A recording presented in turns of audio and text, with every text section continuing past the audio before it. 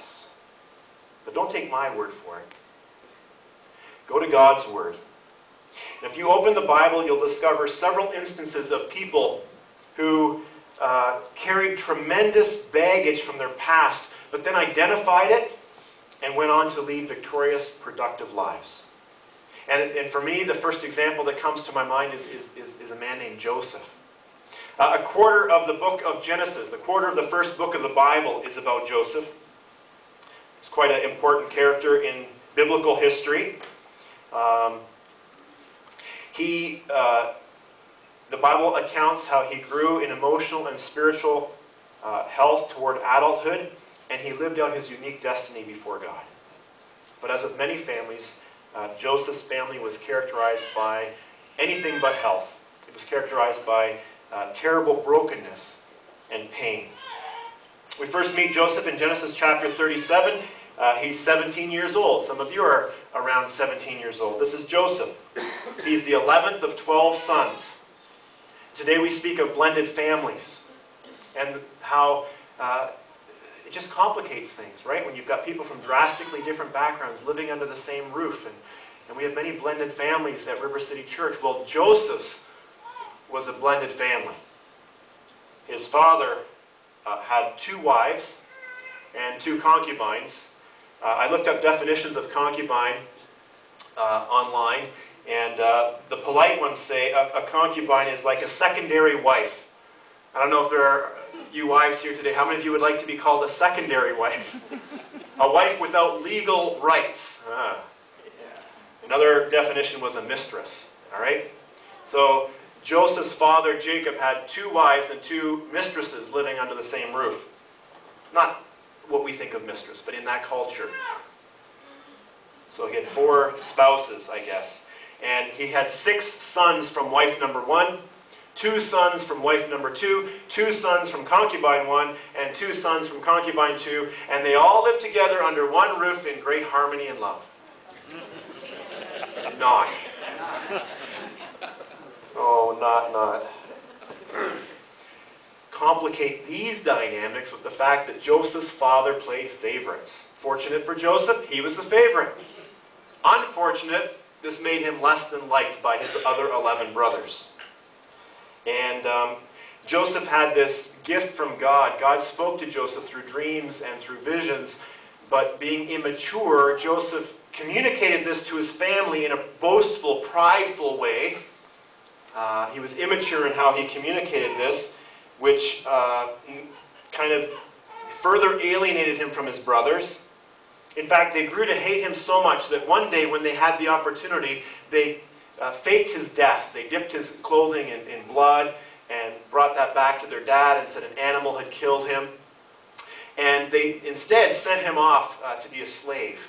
They got money for their brother, sent him to be a slave, and he ends up in Egypt as a slave. And they're hoping never to see their brother again. Dysfunctional, or what? And oftentimes the level or the number of secrets in a family is a good indication of that family's unhealth or immaturity. And by that standard, Joseph's family was very, very sick. Joseph's father and grandfather and great-grandfather all engaged in lying, half-truths, secrecy, and just remarkable out-of-the-ballpark jealousy. And now Joseph's brothers were simply taking those generational sins and they were elevating them to a new level by faking the death of their brother and by selling him for money off to be a slave. Now imagine the impact for Joseph. In one day, in the matter of a few hours, his life changes completely. He loses parents, siblings, culture, food, language, freedom, and maybe even hope.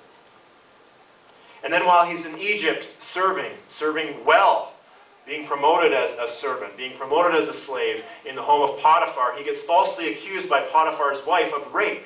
And what do you think happens to a slave when they're accused of rape? He's thrown into prison, where he's forgotten. Some years after he's in prison, there's an opportunity for his release, but he's forgotten again. Joseph remained in prison at least 10 to 13 years. And you say, what a waste. What betrayal from his brothers. You analyze Joseph's life by the time he's 30 years old, and you say, that's a tragedy. His life story reads like a tragedy. Amazing. And yet through it all, he remained faithful as a seeker and lover of God. In fact, you can read a quote from Joseph in Genesis 48, verse 15, wherein he testifies that God had been his shepherd all through his life. God had been the leader of Joseph's life through the ups and the mostly downs. Well, one day the incredible happens through an interpretation of a dream. Joseph interprets a dream for the king. And the king is so impressed with this that he elevates Joseph to be the number 2 leader in the land. So only Pharaoh is above Joseph now. Joseph's number 2 in command. And even as a pastor, sometimes I see this happen. People come to River City when life is really bad, and by God's grace and encouragement of community and so forth, the pieces start to fit together, the puzzle takes shape, there's a picture forming, life is getting better, and then they fall away. They leave their faith behind. Some have called that foxhole religion, right? There are no atheists in the trenches. Joseph's not like that. Life's good now. He's number 2. But according to Genesis, he didn't stop trusting his God. And there's an example for us there too, I think. In actual fact, Joseph grew to become an emotional and spiritual giant, as evidenced by the fact that one day, when he and his brothers are reunited, he forgives them, he blesses them, and he honors them. I don't believe there's a passage in the Bible that better highlights the emotional and spiritual giant that Joseph became better than Genesis chapter 50, verses 19 through 22. Context: Joseph's father has just died.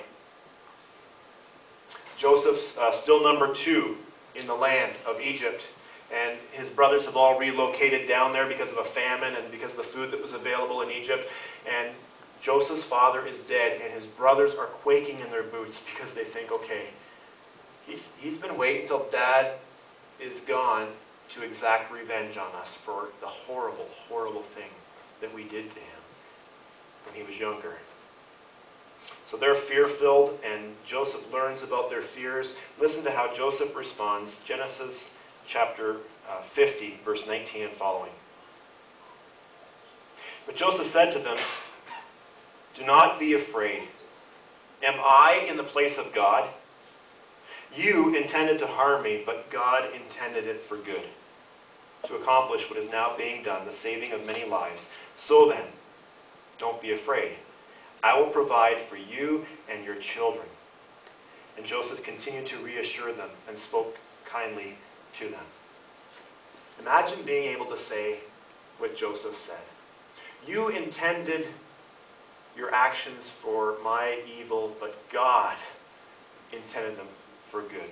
Now I want to ask a question. And I'm going to direct this toward those of you who would put your childhood experiences predominantly in the painful category. Right? If you had to say, was it 50% plus 1 to the good or 50% plus 1 to the bad, you'd put it to the bad. Do you think you'd ever be able to say what Joseph says of your family of origins? You intended it for my ill, but God brought good out of it somehow. More importantly, do you think that you'd be able to trust that God is able to take your wretched, awful, horrible experiences from your past and somehow bring good out of them? It's very quiet in here, because that's a tall order, isn't it? I mean, maybe Joseph was able to do this, but realistically speaking, who can do this? Can anyone do this in the 21st century?